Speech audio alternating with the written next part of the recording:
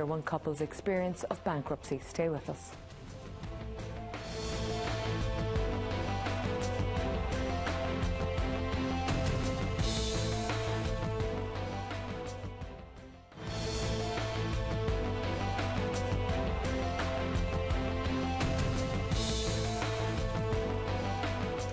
Welcome back. Well, I'm joined now by Paul and Jane Carroll, a couple who had it all. Nice houses, big cars, private schools for their children and plenty of money. But when the property market collapsed, they realised that they were broke and could lose it all, and they actually did. And thanks for coming into us this evening. Can I go right back? When did you guys first meet and hook up together? Oh, we met back in 2006. Five, six, yeah. Okay. And we were both second time round, as it were. Yes. So I had 2 children, Paul had 3, and we were away in Dubai, and I was with my mother on holiday. He was on holiday, and on the last night, on my own on holiday. Yes, met, and that was it. Really, that was the start of everything, and yeah, it was lovely. I knew straight away he was the one for me. I think it took him a little while convincing. but you got there. Yes. She convinced me in the end. So in terms of the business and how you made your money, how did all that come about, Paul? Well, I'm an accountant by profession. I qualified in the early 80s, and I had my own practice. Then I went into industry. I was involved in a public company and in the stock market and all that kind of stuff. Eventually got into the property business in about 2001. I always was kind of dabbling in property, and I had an interest in it. And so I invested in some properties and turned them over, and then decided to go into the development side, and we bought a few sites. I bought a few sites, and that's how it really how it began. Most of my investments were in the UK and in Northern Ireland. Actually, that's really where my centre was, my business was. I did very little here. Mm-hmm. So when you say bought a few sites, you talk about you bought big developments, invested money, sold on the houses. Yeah, did that a couple of times. Yeah, not necessarily big. First of all, small ones, and then it just became bigger. So and then as it grew, we went and we took the money out of one investment and we put it into another one, which was again a bigger one, and obviously some of that was backed by banks and our own personal money. Okay, and could you put a figure on what you were worth, say, at the height of when things were good? Well, I suppose it's a difficult, you know, we certainly was in the millions. But probably not different to most people, that everybody was worth millions in those stages. We were probably talking about not everyone. Well, well, when you sat down, perhaps people who invested in property, but many people weren't worth anywhere near that. When you sat down at the dinner table, everyone was worth millions, really. You know what I mean? The company you keep, perhaps. Yeah. Oh, yeah. Kept. All right. So you were worth millions. So you were living the high life, essentially. Yeah, we had a very good life. Yeah, we had the kids were in nice schools, and some of the kids that were in college, we were able to, you know, fund that, fund their rent and their money every week, and yeah, so it was very good. We had nice holidays. Everything was good. Yeah. Nice cars. Yes. Yeah. What were you driving? I was driving an Aston Martin time. Wow, James Bond. Yeah, eat your heart out. What were you driving, Jane? I had a Mercedes at the time. Yeah, it was we had a nice life. We did have a nice life. I can't say that we didn't. We had a home in Florida. We went on nice holidays, but we didn't go extravagant. Like, we didn't do crazy things. Like, we didn't spend €1 million on our wedding, for instance, like some others did. In fact, we spent $130 on our wedding because we've got married in Florida with absolutely zero fuss, zero anything. And you know, so we didn't really go down that route. Did you fly first class though when you were going on your holiday? Usually we did, well, that's lovely luxury to have. And those were the luxuries, rather than going into shops and spending fortunes. And I wouldn't have done that, but we did do things like that. And I think there was a time when the kids, when everything did go wrong, they thought, the youngest one thought it was unusual, that she thought it was normal to fly first class. Right, okay. So there you go. She's got used to the regular stuff now. All right, so I want to go back a little bit. When did you know? Did you know in 2007, 2008? When did you realise, okay, things are turning? Yeah, I think I knew that things were strange in that we had a couple of deals that went very well for us within a matter of 6 or 9 months. that where, you know, we were able to buy something and move it on and actually double our money. And we were talking about, you know, fairly significant amount of money. And I had said to Jane at one stage, this is, you know, this is crazy. This is just mad. It can't continue. What, buying an apartment for? Buying an apartment or maybe a piece of land or something. For what? And well, at one stage we did a substantial deal in the millions that we ended up selling it, and we made a substantial amount of money, another €1 million, probably in about 9 months. Yeah. And I had said to Jane, this is crazy, like this is unsustainable. At that stage, we had just invested in a big development up in Belfast, a site that we were going to develop. And I had then decided, well, I want to sell it. So, because I just felt this is crazy. So I went to sell it, I got a buyer, but unfortunately we had some investors in that project and they refused to sell. And so we were left stuck. But I knew that stage, and I had said it to the investors, this is going to come down around our ears, I'm telling you.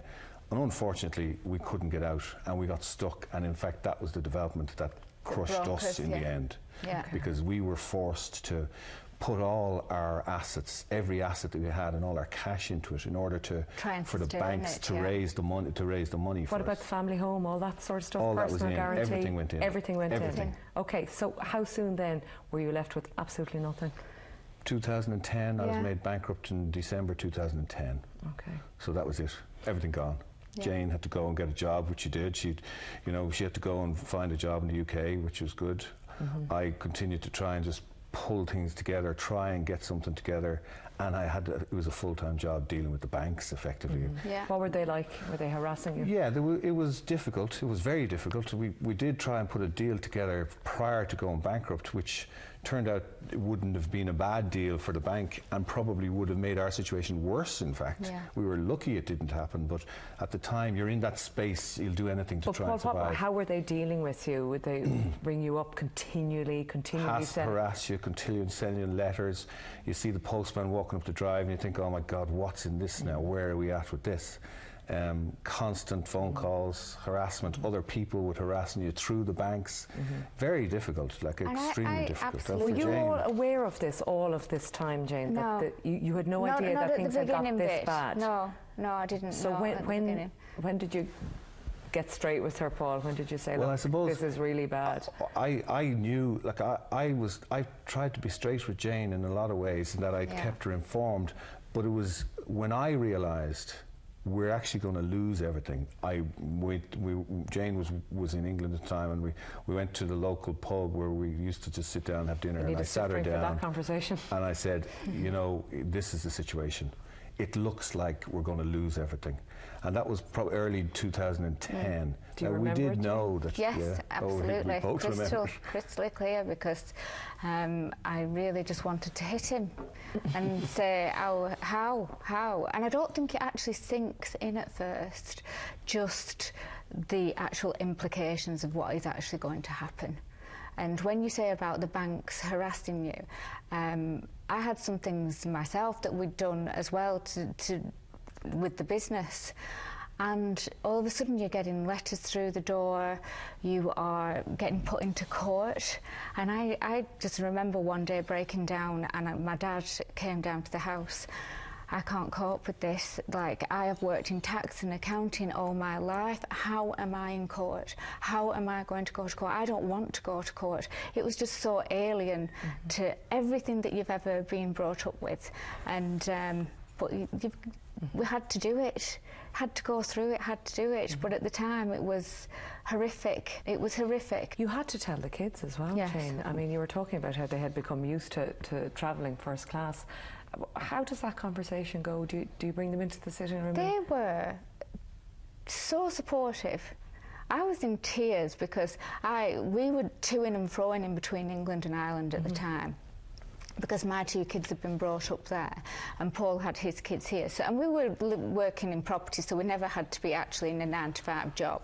And I had to tell the kids that, you know, they were older, they were 22 and 20.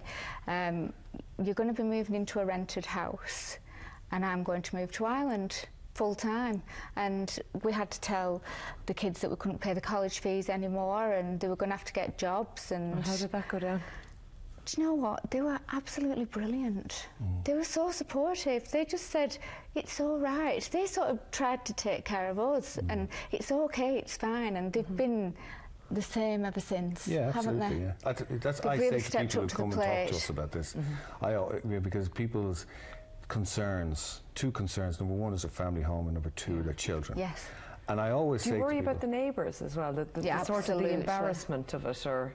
Well, I didn't care really. I did a bit. I have to say I did a bit, but I did get over it. I got over it because I just thought, you know, I have the kids and I have my husband, and we will get through this one way or another. We're not going to take this lying down, and even if we lose everything, we'll get it back again. We'll work hard and we'll get it back again. Do you have it back again? Are you on the way back up? Well, we're busy. We've got a really good business going, and it's completely different. And it's born out of our experience and what we've been through ourselves, and obviously our professional knowledge and capability. So it's definitely it's on the way back. We're delighted that we're working. So what is the business, Paul? Is it when people become bankrupt, how they cope? They come to you. Well, what we do is we advise people about what the solutions are to their debt. So if they're in significant debt, we advise them what the solutions are, and there are some solutions out there like personal insolvency, bankruptcy, and maybe it's trying to do some structured deal with the banks. And we advise people about, well, what's the best deal for them? What is it that's suitable for their position? Okay. And obviously, we not only have the professional expertise, but we have the personal experience. And obviously that creates great empathy. Looking back, Jane, what was the single worst moment? Leaving the kids. When you had to get your job? No, when I moved over here full time, that was the hardest thing, because now I go home every 2 weeks, and to be fair, I think that I miss them far more than they miss me. I think they're getting on with it absolutely fine. But as a mother, I made them leave. They didn't choose to leave the family home, and that was the hardest part. Right. I think the money bit, you know, the money, you do get over it. You absolutely get over it. You think you don't, but you absolutely do. And Paul, looking back now, your biggest regret about what you did or didn't do? Well, I suppose my biggest regret was not getting out earlier, you know, and I saw the writing on the wall, and I probably should have insisted that I get out. That was definitely my biggest regret. But I think that it has been an experience, and the reality for people, like for what we've been through, is that when you restart, you're so much better off. You're more experienced, and you hopefully won't make the same mistakes again. Well, listen, we wish you success in your new company, Neo Financial Solutions, and we hope you get some way back to where you were in the past. Thank you so much for coming in to share your story. Thank you. Thank you for having us. All right, if you'd like to get